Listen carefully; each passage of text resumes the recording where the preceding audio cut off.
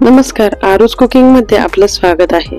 आज आपण बनवणार आहोत स्ट्रॉबेरी शेक। आता हे थंडीचे दिवस चालू आहेत आणि यामध्ये मस्त लाल वंद अशी गोड गोड स्ट्रॉबेरी मार्केटमध्ये मिळत आहे। या स्ट्रॉबेरीज बघून म्हटलं मुलांसाठी स्ट्रॉबेरी शेक बनवूया आणि तुमच्या सोबत सुद्धा तो शेअर करूया। त्यासाठीच मी इथे स्ट्रॉबेरी घेतलेले आहेत। आता या स्ट्रॉबेरी आणल्याबरोबर मी 10 ते 15 मिनिटांसाठी पाण्यामध्ये भिजत ठेवल्या होत्या। त्यानंतर 4 ते 5 वेळा पाण्यातनं या धुवून काढलेल्या आहेत। यामुळे काय होतं, याची पूर्ण माती व्यवस्थित निघून जाते।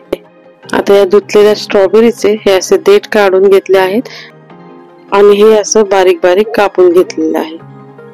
आता इथे मला 2 ग्लास स्ट्रॉबेरी मिल्कशेक बनवायचा आहे। तर त्यासाठी इथे मी 15 ते 20 स्ट्रॉबेरी अशा बारीक कट करून घेणार आहे। तुम्ही तुमच्या अंदाजाने या स्ट्रॉबेरीज कमी जास्त करू शकता। आता या स्ट्रॉबेरीज गोड आहेत त्यामुळे मी इथे साखर नाही वापरलेली। हे पहा, ही अशी स्ट्रॉबेरी कट करून झालेली आहे। आता या सगळ्या कट केलेल्या स्ट्रॉबेरी या मिक्सरच्या भांड्यामध्ये मी काढून घेत आहे। इथे मी व्हॅनिला आईस्क्रीम वापरलेला आहे। तुम्ही स्ट्रॉबेरी आईस्क्रीम वापरलं तरी चालेल। हे आईस्क्रीम मी 1 वाटी वापरला आहे आणि आईस्क्रीम नसेल वापरायचं तर तुम्ही फ्रेश क्रीम वापरू शकता। 1.5 ग्लास इथे मी थंड दूध घातलेलं आहे आणि जर स्ट्रॉबेरी गोड नसेल तर तुम्ही तुमच्या आवडीनुसार साखर घालू शकता। यात आपण आईस्क्रीम घातलंय आणि ते सुद्धा गोडच असतं, याच अंदाजाने आपण साखर घालायची आहे। आता हे सगळं मिक्सर मधनं छान फिरवून घेऊया।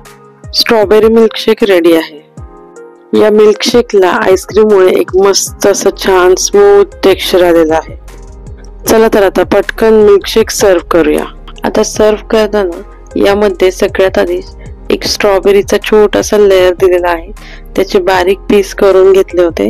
त्यावरती हा शेक घालणार आहे आणि या शेकच्या वरनं परत आपण थोडेसे असे स्ट्रॉबेरीचे छोटे छोटे पीसेस घालणार आहोत। म्हणजे जेव्हा हे आपण स्ट्रॉबेरी शेक पितो ना, त्यावेळी हे चंक्स जेव्हा तोंडात येतात ना तर खूप भारी वाटतं।